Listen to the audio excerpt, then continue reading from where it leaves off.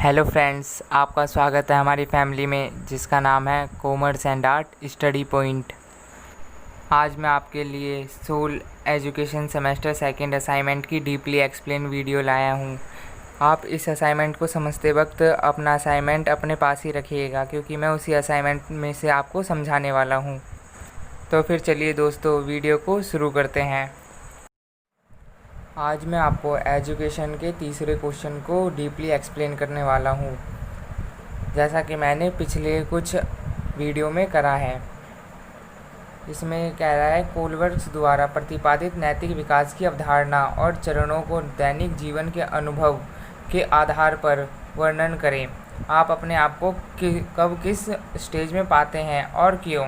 इसे भी मैं पिछले क्वेश्चनों की तरह ही अलग अलग पार्ट में डिवाइड करूंगा। पहला पार्ट हमारा ये होगा, कोलवर्थ द्वारा प्रतिपादित नैतिक विकास की अवधारणा और चरणों को दैनिक जीवन के अनुभव के आधार पर वर्णन करें।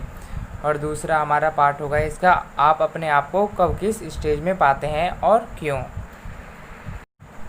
अब हम आते हैं अपने क्वेश्चन के पहले पार्ट पर, जो था कोलवर्थ द्वारा प्रतिपादित नैतिक विकास की अवधारणा। इसमें मैंने इस वैज्ञानिक के बारे में थोड़ा बहुत बता रखा है, इसे आप पढ़ सकते हैं। अब हम आते हैं अपने क्वेश्चन के मेन पॉइंट पर, जो था कोलवर्थ द्वारा प्रतिपादित नैतिक विकास और उसके चरण। कोलवर्थ एक स्कूल में गए थे जिन्होंने उसमें विद्यार्थियों से कुछ सवाल जवाब किए और उसी के आधार पर अपने नतीजे सुझाए।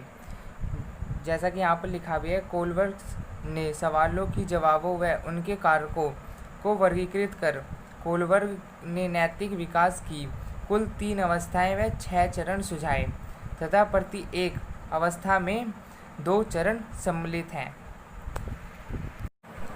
अब हम तीनों अवस्थाओं और 6 चरणों को ध्यान से समझेंगे, जिसमें से कि पहली अवस्था है पूर्व पारंपरिक नैतिकता की अवस्था।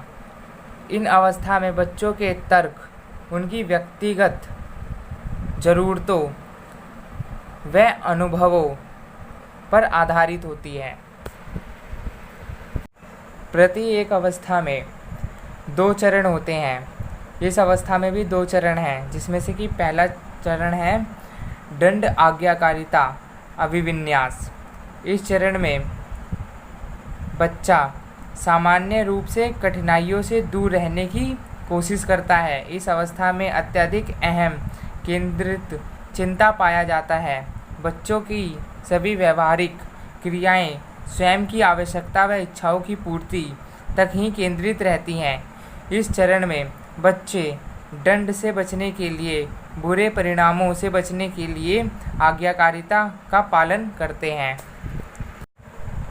और इसी अवस्था का दूसरा चरण है व्यक्तिगत पुरस्कार व विनिमय अभिविन्यास।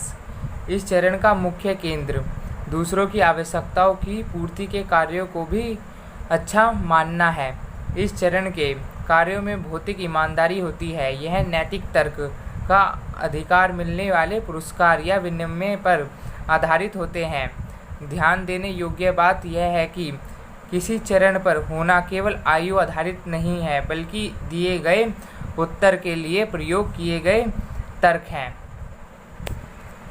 परंतु जो पहले वैज्ञानिक थे एरिक्सन, उनका मानना यह था कि आयु के आधार पर ही बच्चों का वर्गीकरण किया जा सकता है।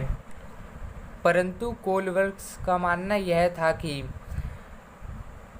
दिए गए उत्तर के लिए प्रयोग किए गए तर्क ही उनका वर्गीकरण निर्धारित करते हैं, क्योंकि कोई बच्चा एक समान नहीं होता। सबका सोचने का नज़रिया अलग अलग होता है और कौन कितना अच्छा सोचता है उसके आधार पर ही उनका वर्गीकरण संभव है। अब हम आते हैं दूसरी अवस्था पर, जो है पारंपरिक नैतिकता की अवस्था। इस अवस्था में बच्चे सामाजिक व विविध अपेक्षाओं को ध्यान में रखकर दुविधाओं के समाधान का तर्क देते हैं। अब हम आते हैं तीसरे चरण पर, जो है अच्छा लड़का या लड़की अभिविन्यास। इस चरण में किसी भी व्यक्ति को आम सामाजिक धारणा के अनुरूप अच्छा समझा जाता है। जैसे अच्छा बड़ा भाई होने का मतलब है छोटे भाई बहन की मदद करना। इस चरण का आधार समाज द्वारा बनाए गए नियम, परंपराएं, आचार व्यवहार आदि हैं। इस चरण में व्यक्ति द्वारा लिए गए नैतिक निर्णयों का आधार वह सामाजिक स्वीकृति है जिसके विद्यमान रीति रिवाज या परंपरा पृष्ठभूमि प्रदान करते हैं। व्यक्ति अपने कार्य को न्यायोचित ठहराने के लिए अधिकतर सामाजिक नियमों का सहारा लेता है, क्योंकि सामाजिक स्वीकृति पाना उसके निर्णयों को भी स्वीकृति होगी। कुल मिलाकर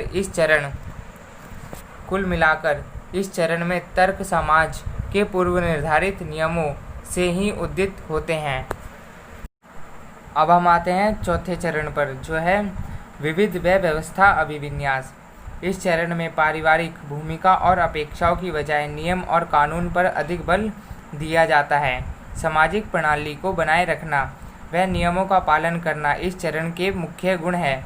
इस चरण में व्यक्ति किसी भी दुविधा या द्वंद्व के समाधान के लिए दिए गए तर्क को कानून आधार पर तर्क संगत ठहराता है। उसका मानना होता है कि कानून हमारे लाभ के लिए बनाए गए हैं, अंततः हमें उनका पालन करना चाहिए। इस चरण में कानून या नियमों के पीछे कारण सजा से बचना ना होकर कानून व्यवस्था में विश्वास एवं आस्था रखना है, ताकि सामाजिक कार्य प्रणाली यथोचित रूप से संचालित रहे।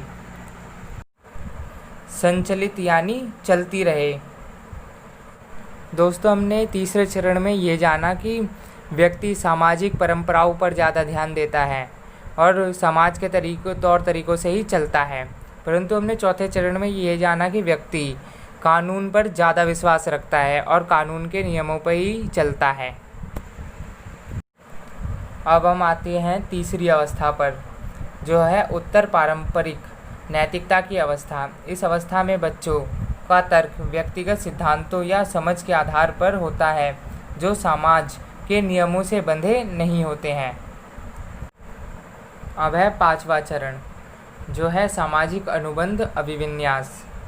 इस चरण में दोस्तों सामाजिक अनुबंधों के आधार पर ही किसी कार्य को अच्छा समझा जाता है। इस चरण में व्यक्तिगत मूल्यों व उनके दृष्टिकोण के प्रति जागरूकता अधिक होती है। किसी कार्य में अधिकतर व्यक्तियों की सहमति प्राप्त करने पर अधिक बल होता है। पांचवा चरण बिल्कुल तीसरे चरण के समान ही है। तीसरे चरण में सामाजिक नियमों का पालन किया जाता है और पांचवें चरण में भी सामाजिक अनुबंधों के आधार पर ही किसी कार्य को अच्छा समझा जाता है और अधिक से अधिक व्यक्तियों की सहमति उस कार्य में ली जाती है। अब है छठा चरण, सार्वभौमिक नैतिक अभिविन्यास। इस चरण में लड़के लड़कियों किसी एक व्यक्ति के लाभ हानि के विषय में विचार न करके सार्वभौमिक मानवीय मूल्यों को अधिक महत्व देते हैं। सार्वभौमिक का यहाँ पर यह मतलब है कि पूरे समाज का वो लाभ हानि सोचते हैं, ना कि खाली अपना। इस चरण में नैतिक विकास के सिद्धांतों को तार्किक रूप से जांचा परखा जाता है। इस चरण में जीवन को सबसे अच्छा अमूल्य समझा जाता है। अब हम आते हैं अपने क्वेश्चन के नेक्स्ट पार्ट पर, जो था हम अपने आप को कब किस स्टेज में पाते हैं। दोस्तों, इसमें सारा मैंने अपने ही हिसाब से लिखा है, जैसे जैसे मैं अपने आप को किस स्टेज में पाता हूँ। आप अपने तरीके से इसे लिख सकते हैं और इसे समझ सकते हैं। जैसे कि मैं अपने आप को प्रथम अवस्था में कब पाता हूँ। मैं अपने आप को प्रथम अवस्था में तब पाता हूँ जब हमारे तर्क हमारी ज़रूरतों व अनुभवों पर आधारित हो। हम अपने आप को प्रथम अवस्था के प्रथम चरण में तब पाते हैं जब हम कठिनाइयों से दूर रहने की कोशिश करते हैं और जब हम दंड से बचने के लिए आज्ञाकारिता का पालन करते हैं। हम अपने आप को प्रथम अवस्था के दूसरे चरण में तब पाते हैं जब हम दूसरों की आवश्यकताओं की पूर्ति कार्यों को अच्छा मानते हैं और जब हम ईमानदारी से किसी कार्य को पूरा करते हैं।